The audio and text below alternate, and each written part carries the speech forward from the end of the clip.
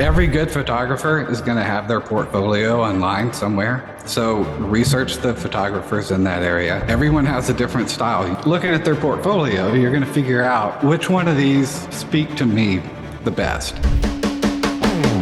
This is Short-Term Rental Management, the show that is all about short-term rental property management with your host, yours truly, Luke Carl. Happy Tuesday to you. Welcome to Short-Term Rental Management. Life is good. We're so grateful to have you here with us.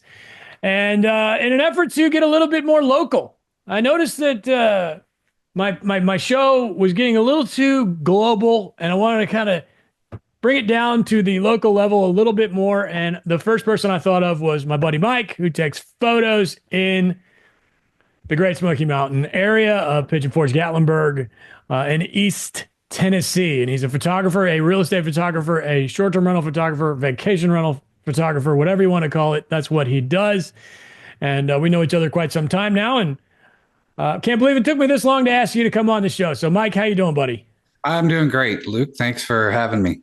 Yes, Mike Sutton is his name. He is for hire on photography, but we're going to get into the nuts and bolts of what it takes to take good photos in the world of overnight rental, single family overnight rental, Airbnb, if you will, Verbo, etc. First thing I want to do is just tell me a little bit about yourself and any kind of background you have in real estate investing in general. Most of my career, I was in IT. I was a software architect.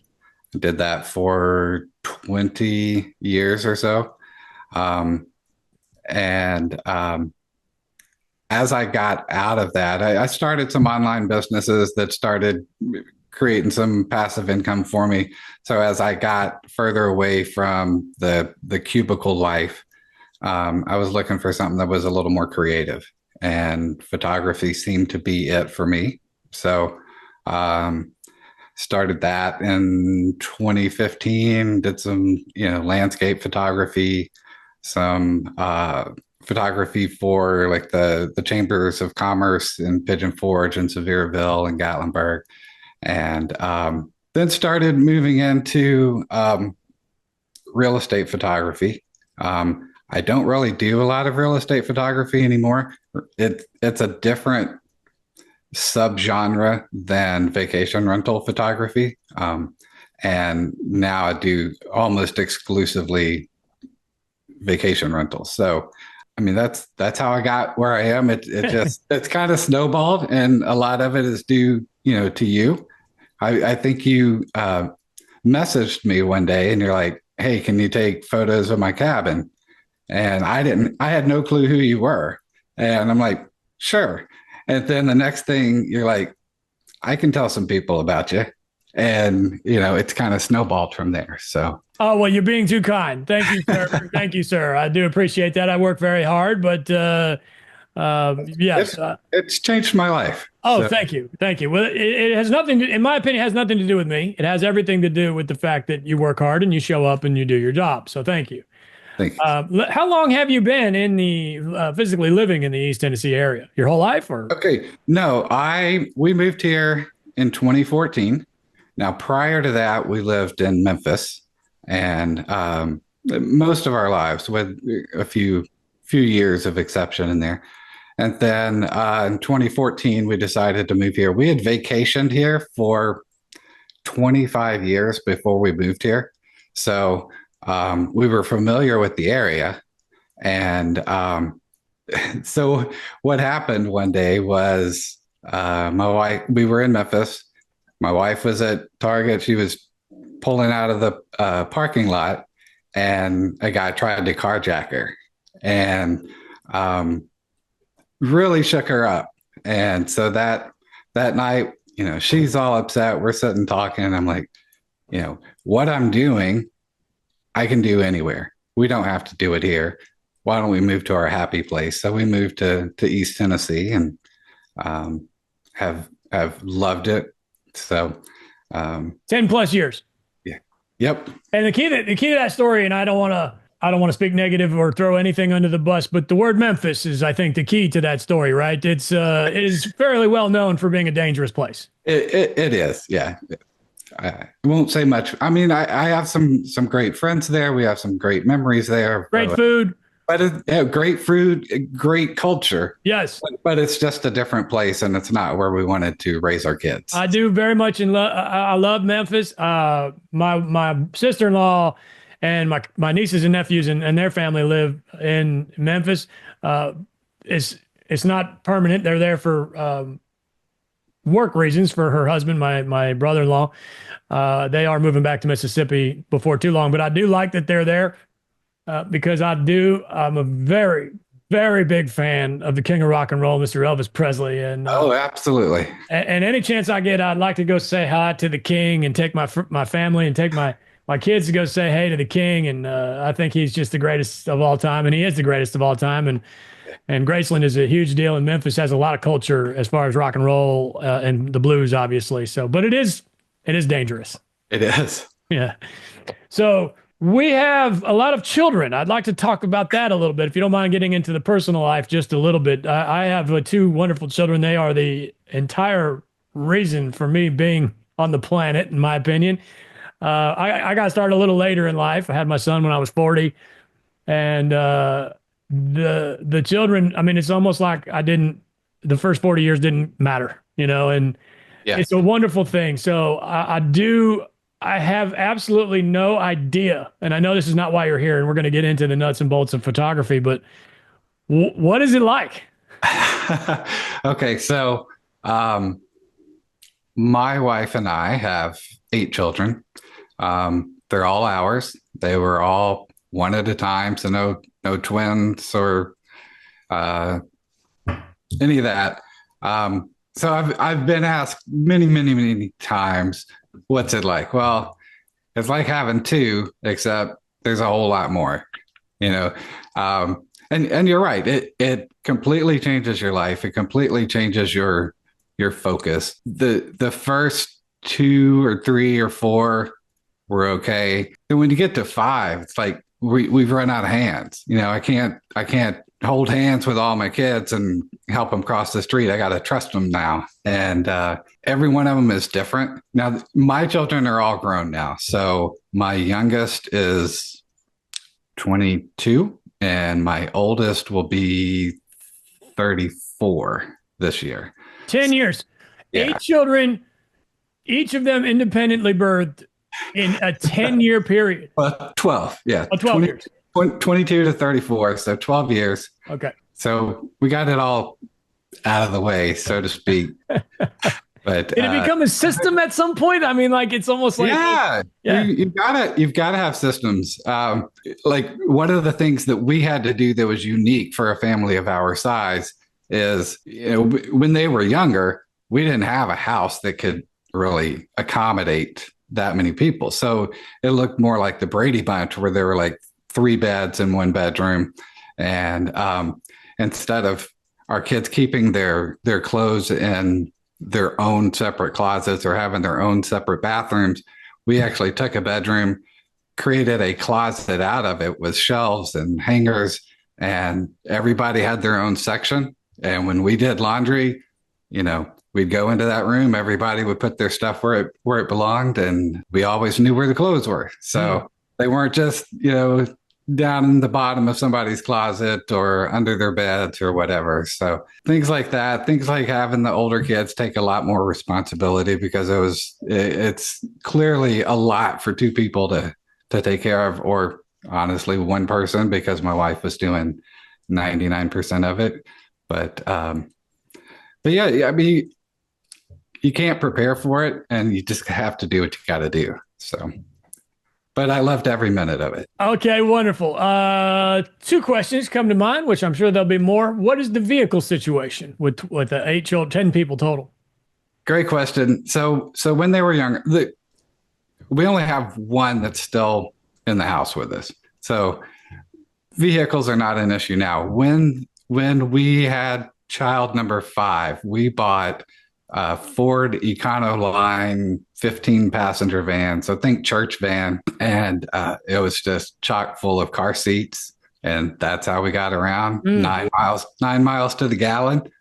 And, it was it was kind of freakish, honestly. My wife did get pulled over one time, and the policeman told her that she couldn't drive a daycare van without a separate CDL license. And she's like, "They're all my kids," and that was the end of that. So big van, big Okay. van. Glad it's gone. And my other question is, no, hopefully it'll be my last on the subject because I am very curious. But grandkids, where are we going with that? We got to be getting there if we're not already. We're not there yet. I kind of expected to be there by And how now. old again is the oldest? The oldest is 34. Oh, okay. Again, Not, I didn't have my first until I was till yeah, almost 40. So, yeah. uh, Well, I mean, I think life is different now for that generation. Um, they don't look at things the same way, and they're kind of told by the internet, you don't have to have, what the previous generation considered the American dream of, owning a home, having a career, having a family, you know, everything's kind of turned upside down, but it'll happen pretty quick. I would assume you're very interested in such a thing. Yeah. Yeah, I would be. I definitely would be. Again, I'm going to be an older grandfather, but uh, I'm in a hurry. I would like No, to. I would like for that to happen someday. we are looking forward to it, but I'm not going to rush them. You Yeah. know, we're not Yeah. going to be those kind of parents. So Well, you do have the potential here to have a massive amount of grandchildren. yeah, there is the potential. Yes, I did Yes. did think about that for many years. Because I'm already doing the math. I got two kids, and then the next thing you know, I could have four or five, grandkids with just the two kids. So with this guy's you're going to need a lot of vans. Absolutely could be 20 little ones running around here. Wouldn't that be wonderful? It'd Okay. be it'd be crazy, that's for sure. Yes. All right. Well, anyway, enough about personal stuff. I do appreciate it. It's fascinating. It's absolutely fascinating. Let's talk about Smokies in general. You've been there a little over 10 years now. What have you noticed as changes in the market? Actually, let me back up. Do you own any rental properties, Okay. short term or otherwise? I do not. No. Okay. And no interest in that. And that's totally normal. I understand why you would not be interested. I Small would say interest. there's no interest in it in long term, because it's what I do. It's what, I'm in and out of cabins in the Smokies every day. So it's something that I know about. And like I said, we vacationed here for 25 years before we moved here. So we know the importance of having, a clean, comfortable place to stay when you come on vacation. Mhm. You But know, what about long-term rental? I mean, let's forget about the Smokies. What about you could go back to Memphis and buy a turnkey or anything like that? This is somewhat on your radar, just not a priority. correct. Yeah. Okay. All right. That's a good picture to paint. Picture to take with a camera, either way. So what about photography? I'll be honest with you. When I first started, I've got the two longest running Airbnbs, quote unquote, in the Smokies. We've been doing this a while. And obviously it's been done. I've said this a million times. It's been done for like a century, literally. Yeah. But the modern way of doing things, Avery and I were early adopters in that market. We lived there in Tennessee, and again, Avery grew up going there all the time as a child, et cetera. Yeah. We feel pretty deep rooted in the area, and we're madly in love with it. And all that to be said, when we first started, there were no photographers. There was one lady out of Knoxville. She was she's no longer around, so I'm safe to say she was a little bit grumpy. And there was a guy in Gatlinburg proper that was a real estate photographer, and I do want to clear up. There is a difference. You already mentioned there's a difference. I want to clear that up. He was into taking photos, and I think honestly he was also doing a lot of like family portrait stuff. Right. And he would do a rental, and I hired him to do the rental, and it did not go well. I think I never even heard from him again or something like that. So when I first started, this didn't really exist. Airbnb was new. Vrbo had been around quite some time. Obviously, it's been around since the 90s, but not a lot of folks were doing it without a property manager. as a matter of fact, when I first started, Airbnb was pushing their own photos. You could, Yeah. they would send a photographer. Now they didn't have one in the Smokies, which is so ironic thinking about it today, Yeah. because that is the number one Airbnb market worldwide, and they didn't even have a photographer in their what would become probably at the time, but at least would become their biggest market. Yeah. So very ironic there. So anyway, long story short, this is a relatively new space, and Yeah. there has been a lot of competition come out of the woodwork. There's, I can rattle off 5 or 6 very competent photographers in the area at this point in time. So how has the market changed in that regard? Okay, so it has definitely changed, and one of the reasons, so when I first started um, photographing properties, which were mainly real estate houses, um, that was pretty easy to get into. You know, most real estate agents are easily approachable. Most of them have crappy photos on their listing. And so it's easy to go in and say, let me get you some better photos on your next listing. It's easy to build that up. Getting into vacation rental photography is a much different, because you can't go on the Airbnb app and contact a host and say, let me get you some better pictures than what you've got. I mean, that's against, it'll get your account blocked right away. So, and there's no addresses, so you can't look up who the host is. So, how do you reach them? Well, in my case, a lot of that was you getting my name out there, and then there, other Facebook groups and just trying to get your name out there. So it's gotten easier in that respect. I think the barrier to entry to being a photographer is so low. I mean, there's no licensing, there's no credentials. Anybody with a camera and a website can call themselves a professional photographer, even though they may not have any experience in that. So we've had a lot of competition come in, and the cream rises to the top. You're right. There are 4 or 5 or 6 really good photographers in the area now, where there used to be, just a couple. And we're all friends. We have a group chat. We talk to each other almost every day. While it's competition, it's also a community, and it's great. But then we'll have people come along that, try to undersell us, that have no experience. I mean, that's true in any place. I mean, you can have someone buy a cabin and list it for $85 a night that you could never compete with. You couldn't meet your expenses with that, but there's always someone willing to take pictures cheaper, but they're not going to be better, if that makes sense.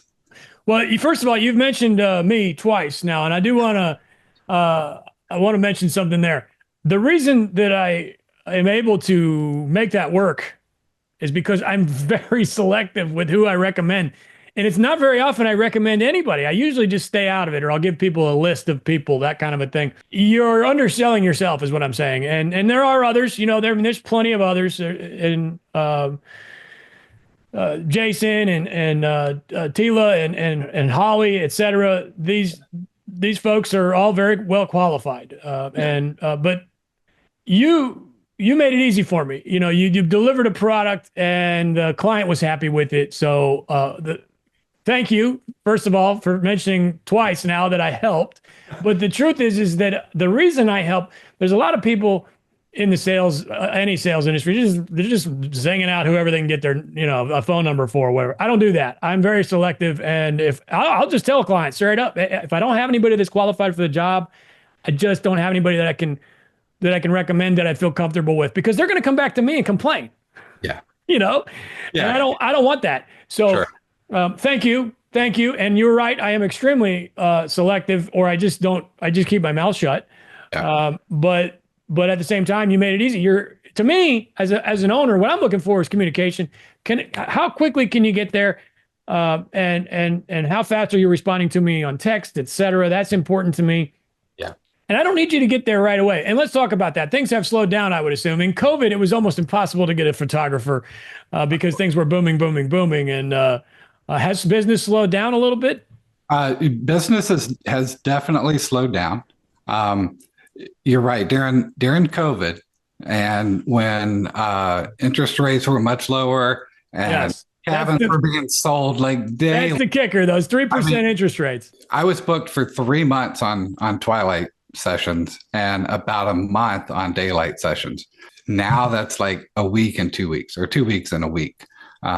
So it's definitely much different. It's a little nerve wracking to look at your calendar and see that 3 weeks from now I really don't have anything on the schedule, but it does tend to fill in. Part of that is I've worked with over 1,000 clients, and the way that I do business is really about building a relationship rather than a transaction. So um, if they need updated photos, you're right. They can text me. I can run out there in a day or two and have them fixed. They've replaced their appliances. They've had to change out their living room furniture because somebody put a hole in it or whatever, or they put up a mural.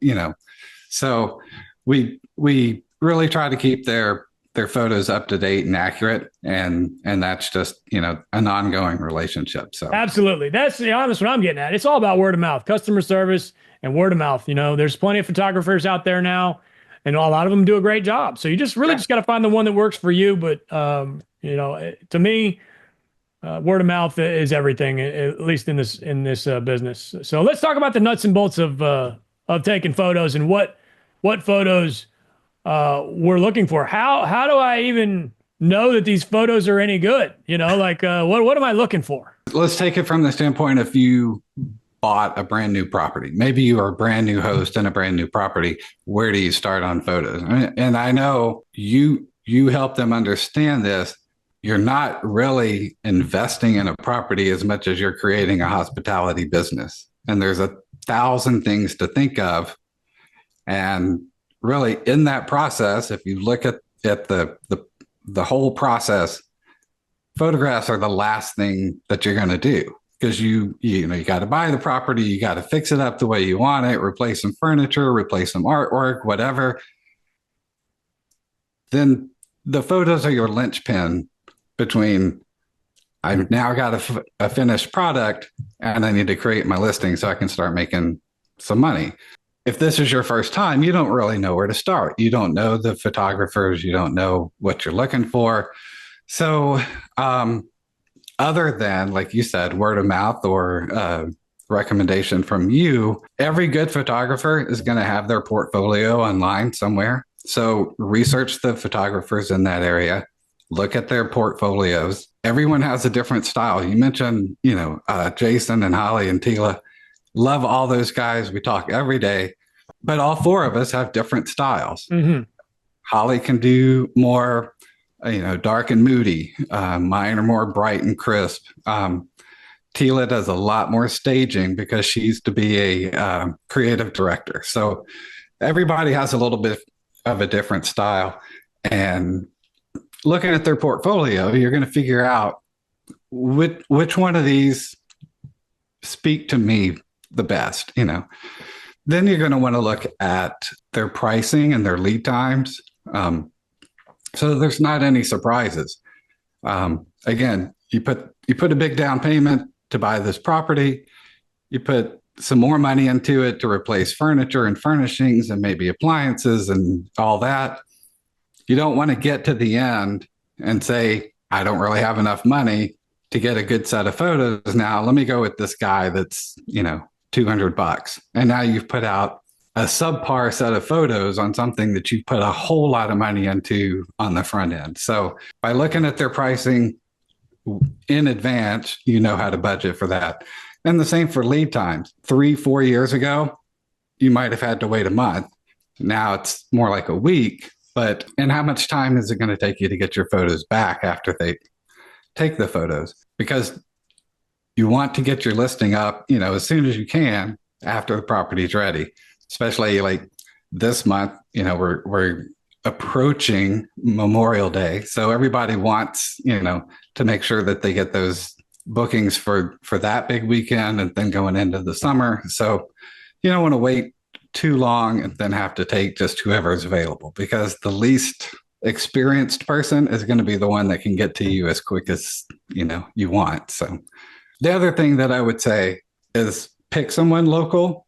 There are some really good high dollar photographers that will travel, but because you need that relationship for updates, and different seasons and different times of day and all that, bringing someone in for a one-time shot really doesn't help you. And then the last thing is consider what other services you need from your photographer. Do you want some video? What kind of staging do they do for you? Do you want some floor plans that, show the layout of your property so that they can see where the bathrooms are in relation to the bedrooms and where they're going to have to put the kids and all that stuff. So there's a lot that goes into it, but with just a little bit of planning, you can be ready when you need the photos. 100% agree with the out of town thing. That's not even something that's crossed my mind. I would say probably in the early, back when it was hard to find a photographer, it did get on my radar once or twice to haul somebody in. Mm-hmm. But today with the advancements of technology and just, this whole world we're living in, no way I would get somebody in from out of state. That does exist, and they are expensive. They're getting on an airplane, yeah. and they probably do have a really beautiful portfolio and probably working with some heavy hitter influencers and that kind of a thing. And I could see where that would be very tempting, and I could also see where it would work. Yeah, I do. I have a client that hired an influencer photographer, flew them in. It wasn't in this market. It was out west. Flew them in. I believe she told me it was close to $5,000. Oh my goodness! Fly them in. They did the photos. They were great looking photos. They did a video. They put it on their YouTube and Instagram. The guy has well over a couple of million subscribers. So there was exposure there. But she told me the whole experience wasn't that great. It was very expensive. They left the property kind of trashed. Now are you saying they were sleeping in the property? Yes, I see. They flew in. They stayed in the property over the course of I think 3 days. did the photos and the videos and partied and the whole thing. Yeah. Okay. And so I've worked with her now on multiple properties here. And she's told me she's not, she wouldn't do that again. It just wasn't a good experience. The exposure was there, but was there an ROI on that? No, not really. I can't imagine doing something again. Can it work? Sure. If you're new and you're just dipping your toe into this whole thing, $1,000. I mean, maybe $1,200. I do think you need to get the larger package. This is just me personally. Get the 3D print. And then there's a million companies out there that do 3D online, and a lot of them are really good now too. But if your photographer does it, that's one of those things. There's not that expensive just to get a 3D floor plan. Yeah. So again, this is just my opinion. Go ahead and get the full package from whatever photographer you hire. I think $1,200 range is probably the max that I'm looking to spend right now at this point in the market, and we're in mid 2025. I think that's a very, very fair price. If that includes drone and maybe a little short video. I don't need Matterport. I think Matterport's, if that's me personally, I don't need it at this point. So I'm looking for the full photo package, hopefully with some twilight or some artificial twilight. I really honestly don't care either way there. Sure. I do want the 3D floor plan, and I want video, and I want drone. And I think Mike, correct me if I'm wrong, I may be the first guy you ever did video for. Is that true? Yes, I was not a fan of doing video when you asked. And I think the first couple of times you asked, I said no. And then you no, you really need to do video. So you pushed, I figured it out. And yeah, I do video every week now. Okay, so hold on. Of course. Looking back on it, the probability of that not working out well for me was very high. Yeah. But I'm pretty sure. And we're not here to plug Mike. We're just talking photography in general.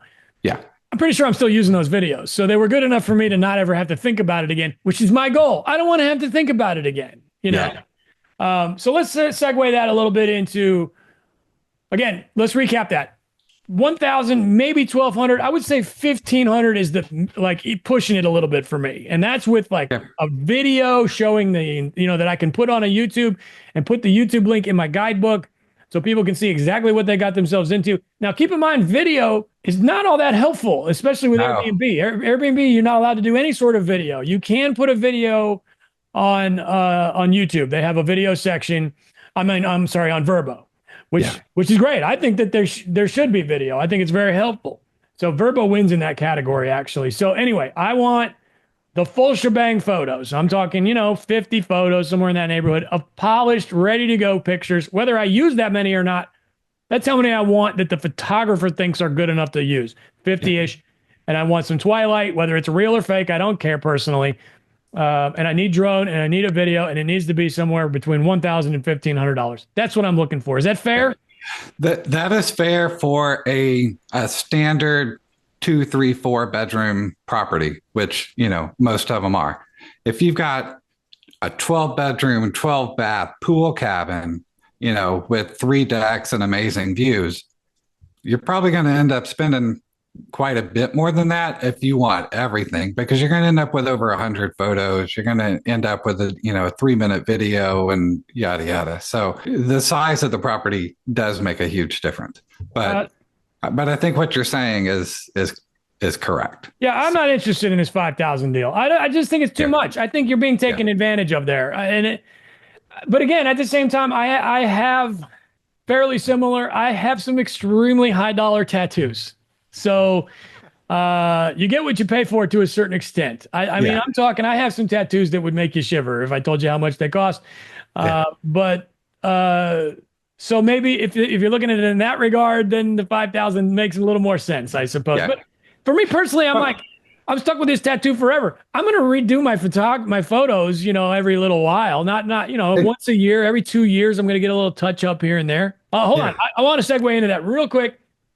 To me, if I'm swapping out a couch or something, I don't really care. That's just me. Like, do you see people getting super anal about new photos for every tiny little thing, or do most people not care? Yeah, there are some people that even so far as rearranging the furniture in the living room, they want me to stop by and get updated photos. There are others that just kind of compile their updates over time, and every couple of years they'll say, you know what, we added something in the game room, we did this, and changed out the bedding and these 2 bedrooms. Can you go get it updated? I would say most people should really consider about every 2 years, what have I changed? Because you want your photos to be accurate. If they're not accurate, then when people come in, there's a chance for them to be disappointed. Especially if it's something like you showed bunk beds in this bedroom, but then you replaced it with a king bed because you thought that would be better. Well, if some mom makes the decision, hey, these bunk beds will be perfect for us, and then they show up and it's not bunk beds, it's a king bed, now they're disappointed because they were expecting one thing and got another. Yes, let me clarify. Excellent point, Mike. Let me clarify. If I put a new couch in a living room, I'm okay with not getting a new photo of that living room because I've now provided a better product than what was there to begin with. Correct. If you are, it must be an under promise, over deliver situation. Yeah. If you are under delivering in any way, then you do need to redo those photos. So just to clarify. Now, you agree with me there? I do. And if I can make this point, because I have seen it multiple times. A new host has this property. They see all these Instagram-y type photos and they completely overstage their property. And they've got, the big fluffy throw blankets and throw pillows everywhere. And they've got fresh flowers and all that. And then as soon as you're over-promising. And as soon as you take the photos, they take it all out and they're delivering a granny cabin where someone in their mind thought, I've got this amazing spa-like place that I'm going to. And then they show up and it's just, standard 15-year-old furniture and all the only thing on the coffee table is a remote control. So you have to be really careful with overstaging. Um, in fact, I think decluttering is actually better than overstage or too much See, staging. this is why we get along. I agree. There's a lot of folks out there that disagree, and they're like, this over amenitizing this mega house stuff. That Yeah. dude, that's not me. When I buy a house, I just bought a house like last week. I just got it rented last week down here in the beach.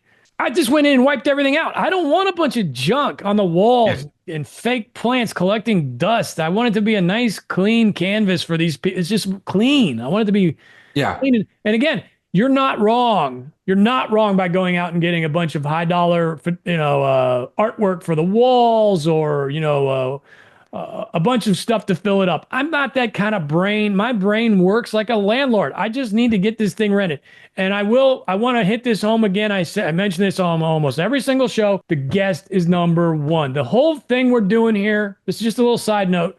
The mission is to provide an awesome home for these people to make memories with their families. And that's Yeah. it, right? So again, Yeah. back to the overpromising, under delivering. They're going to create these memories before they even happen, before they get there.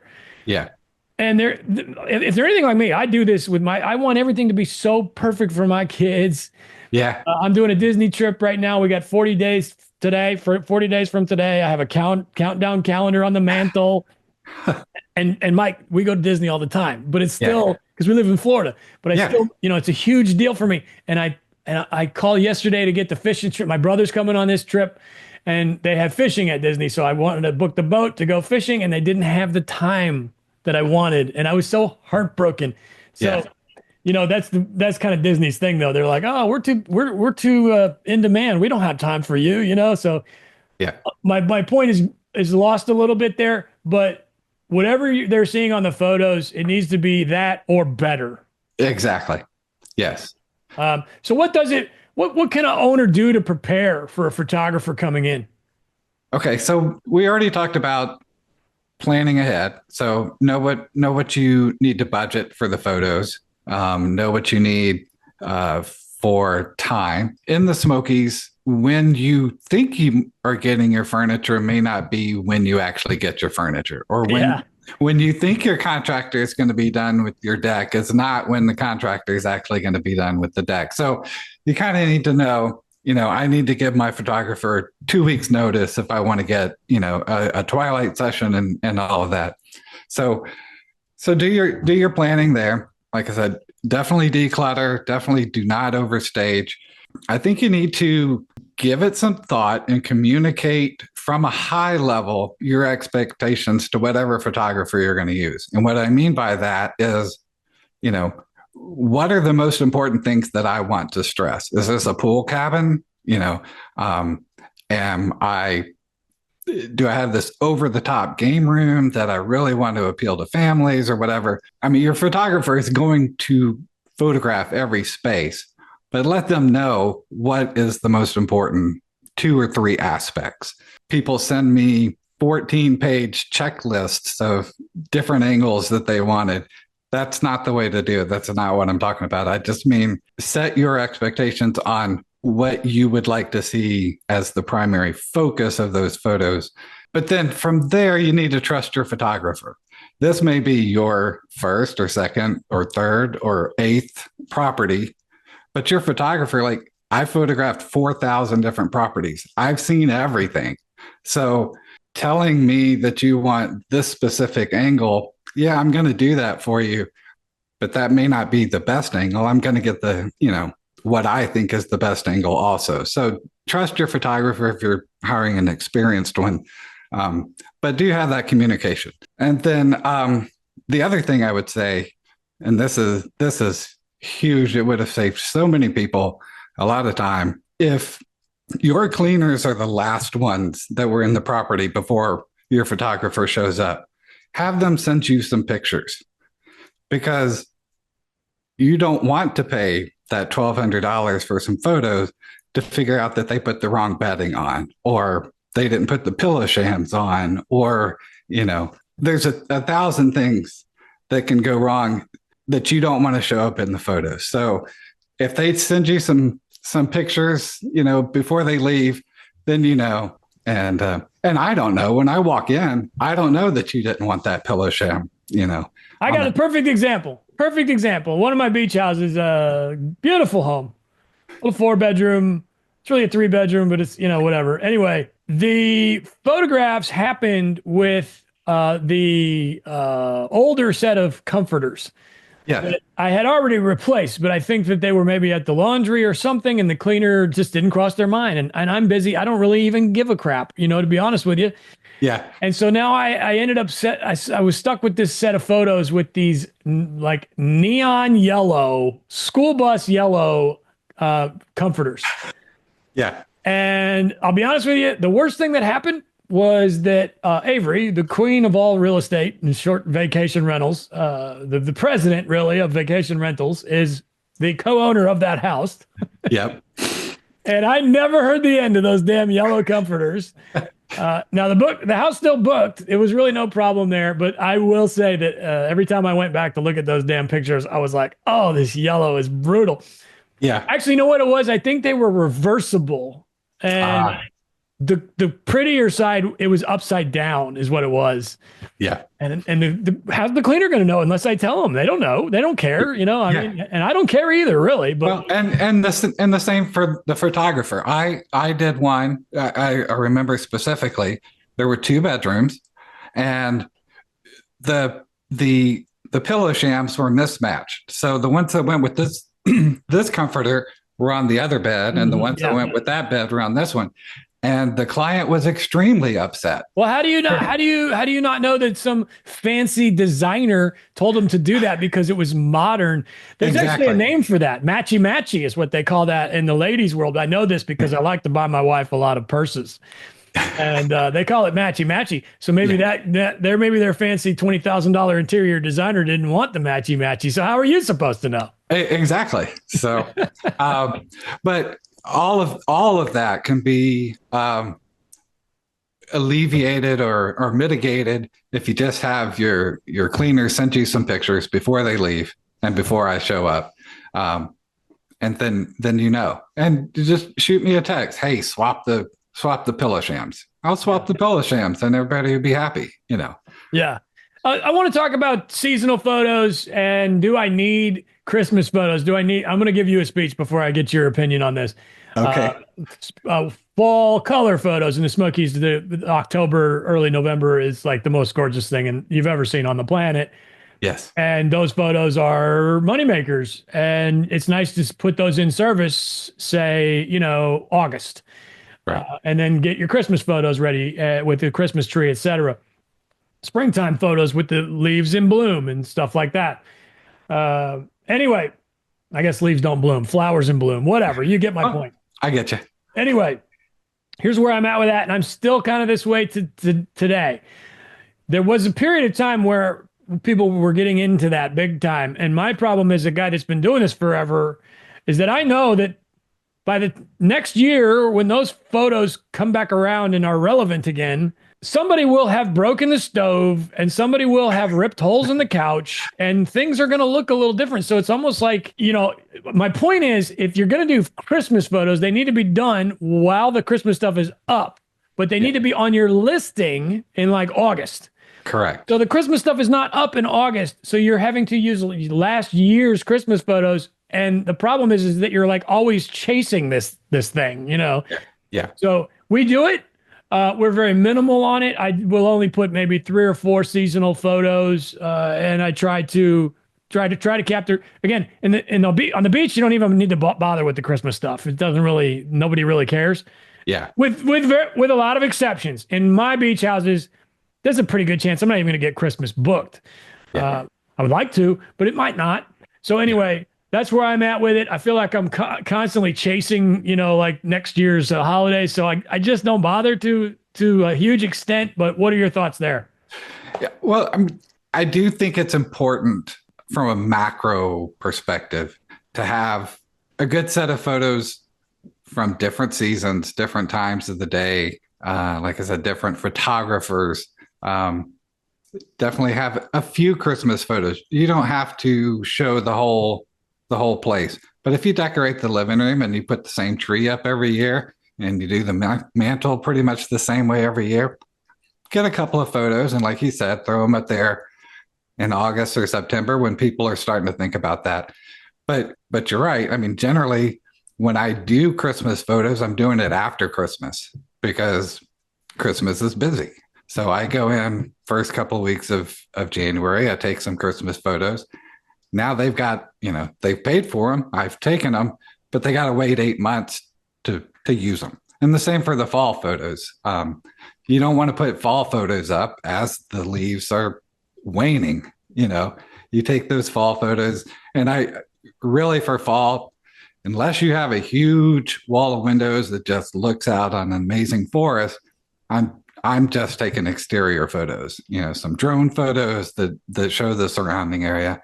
And you also have to consider, do you even have trees that change color? Like in the Osprey Way community. Yeah, too close to town, really. Yeah, I mean there aren't a lot of trees there that change. Yeah, you're color, like right in Pigeon Forge, basically in that area. I own one in there. Yeah. I actually own the first one that was built in there on the new development. But man, I sound like I'm one up at everything with the designer handbags today. But yeah, no, you're exactly right because that area in particular, it's so close to town. You're just not going to have a lot of trees.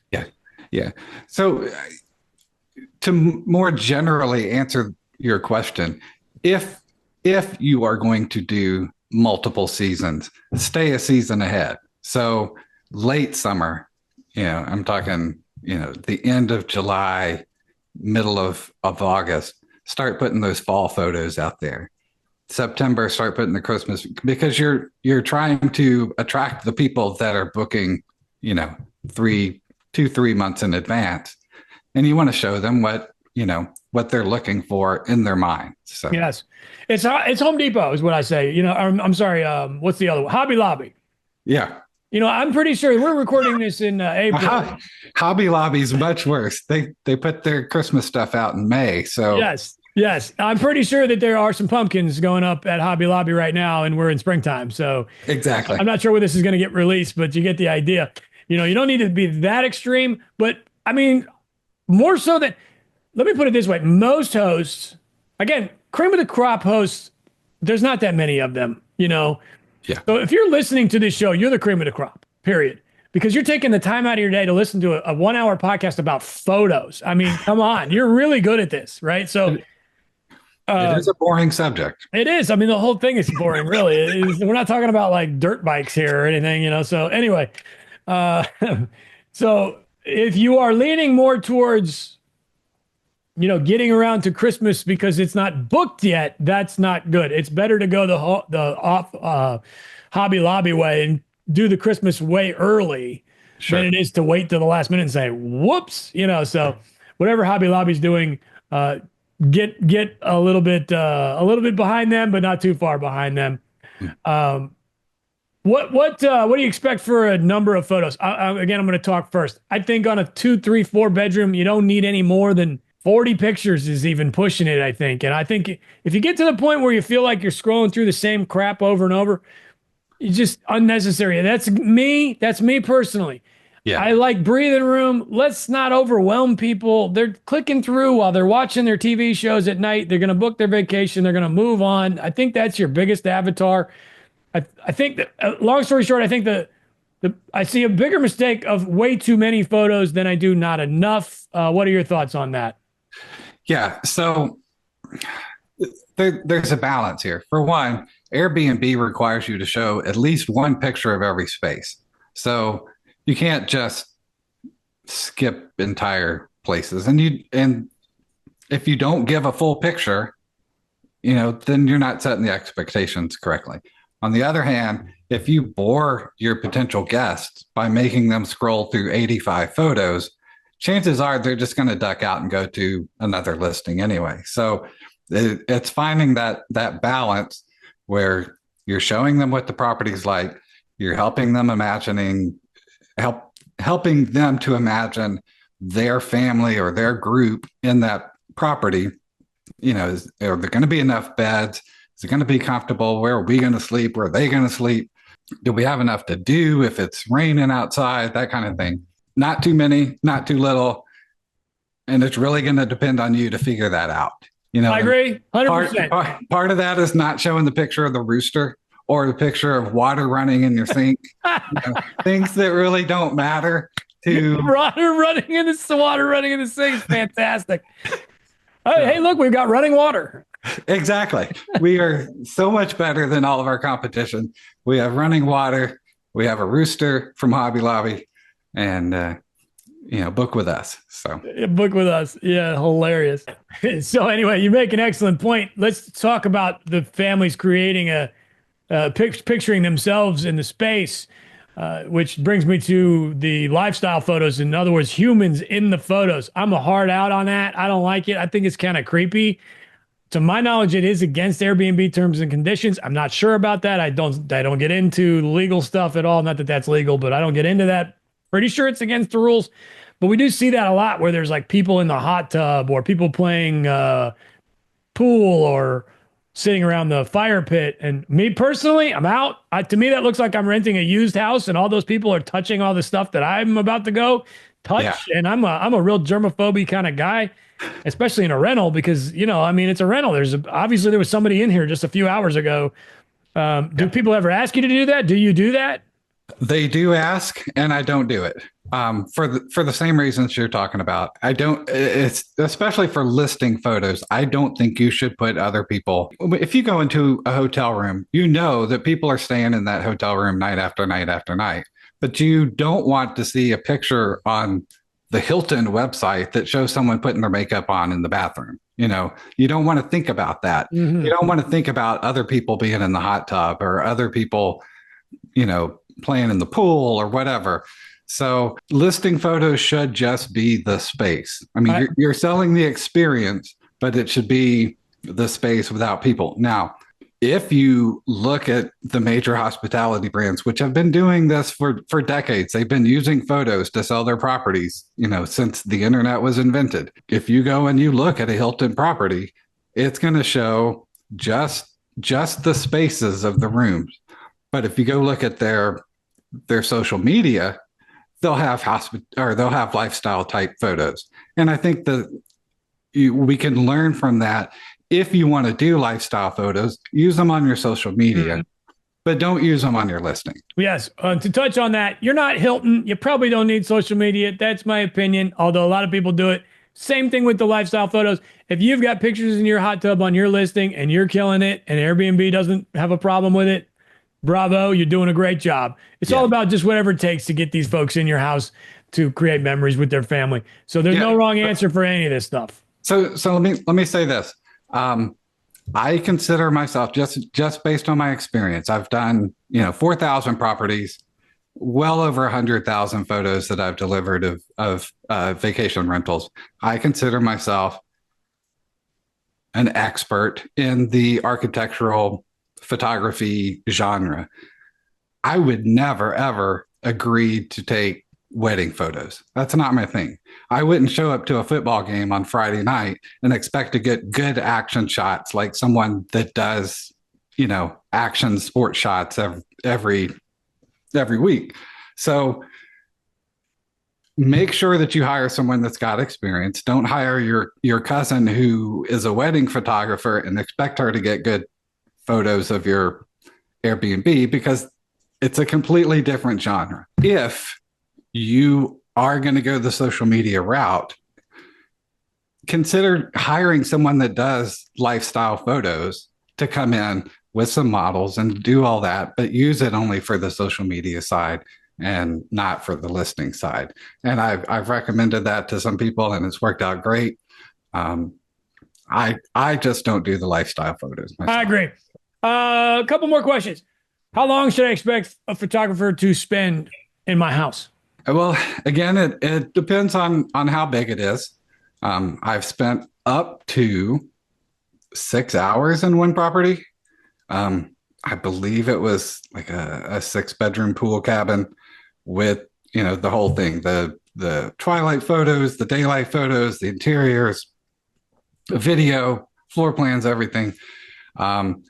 Typically, it's about 2 hours, maybe 3 hours. I've touched on planning ahead. Don't think that you're going to have a photographer come in on a turnover day and get a good set of photos. You have someone check out at 10 o'clock, then you got to wait for your cleaners. And then, you've only given your photographer an hour and a half before the next guests arrive.